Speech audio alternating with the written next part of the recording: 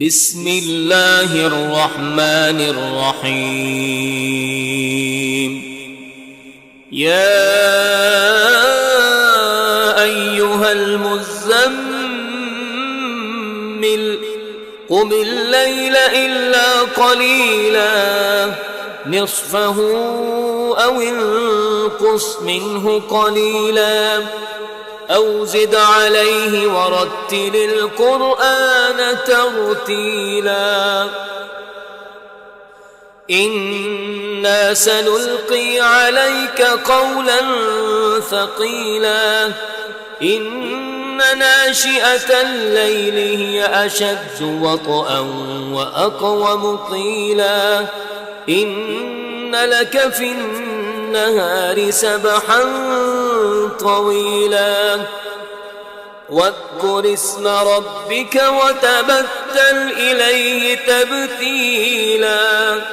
رب المشرق والمغرب لا إله إلا هو فاتخذه وكيلا واصبر على ما يقولون واهجرهم هجرا جميلا وذرني والمكذبين أولي النعمة ومهلهم قليلا إن لدينا أنكالا وجحيما وطعاما ذا غصة وعذابا أليما يوم ترجف الأرض والجبال وكانت الجبال كثيبا مهيلا إنا أرسلنا إليكم رسولا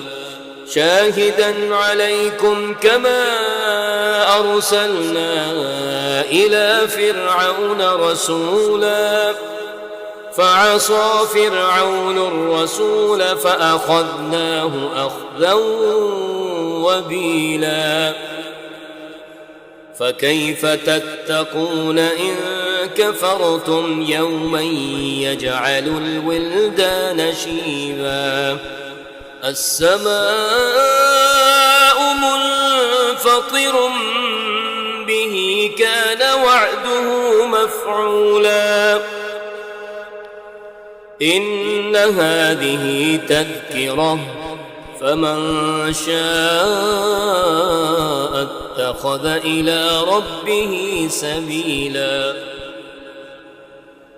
إن ربك يعلم أنك تقوم أدنى من ثلثي الليل ونصفه وثلثا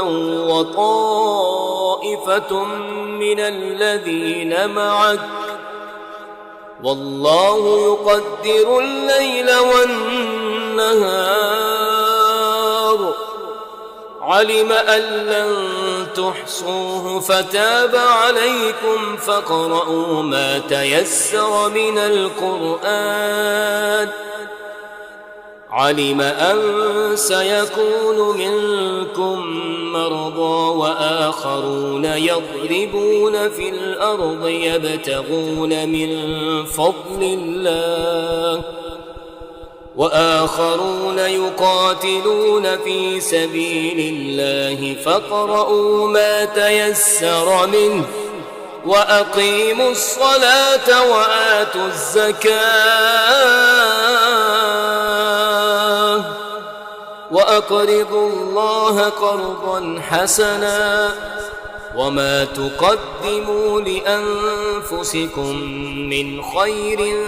تجدوه عند الله هو خيرا وأعظم أجرا واستغفروا الله إن الله غفور رحيم صدق الله العظيم.